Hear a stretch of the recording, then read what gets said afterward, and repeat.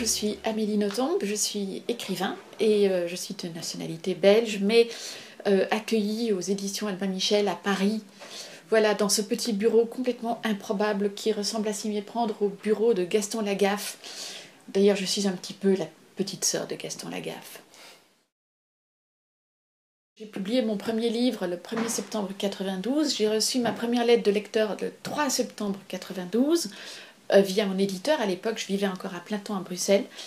Et la lettre était géniale. Et quand je reçois une lettre géniale, je ne peux pas imaginer d'autre parade que d'y répondre tout de suite. Bien évidemment, dans la mesure de mes disponibilités, vous comprenez bien, je suis toute seule, je n'ai pas de secrétaire, je suis toute seule pour lire. Rien que tout lire me prend plusieurs heures par jour, alors vous pensez tout répondre.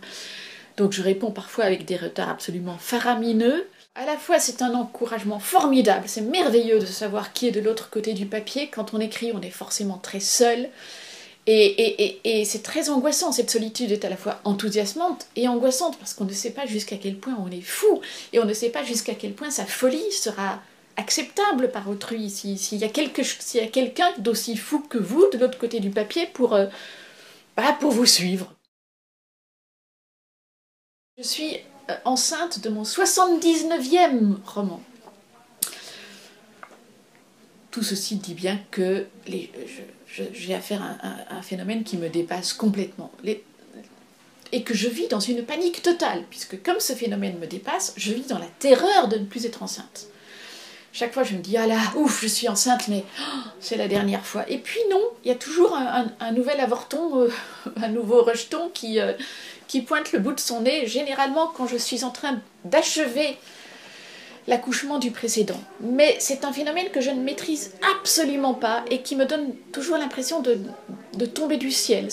On ne peut pas préméditer ça. Mais évidemment, plus le temps passe, plus lourde est l'angoisse, parce que à chaque fois je me dis, mais qu'est-ce que je vais trouver pour être encore à la hauteur? Est-ce que je plais toujours? Est-ce que nous nous aimons toujours? Ça, je vais vous dire, c'est génial.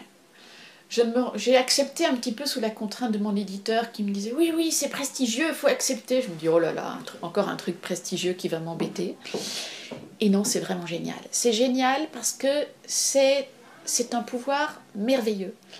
C'est le pouvoir, 4 fois par an, de faire republier, sur ma simple décision, n'importe quel texte, pour l'unique raison que je l'ai aimé, avec pour unique contrainte que ce texte ait un jour été publié sur la planète Terre il y a plus de 3 mois.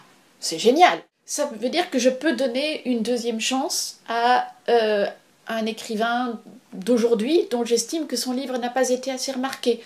Autant que possible, c'est ce que j'essaie de faire. Mais j'ai beaucoup de collègues écrivains qui ne sont pas assez connus et qui ont publié un livre, ce qui est déjà génial, mais dont le livre n'a pas eu le retentissement qu'il méritait. Donc c'est surtout à ceux-là que je pense.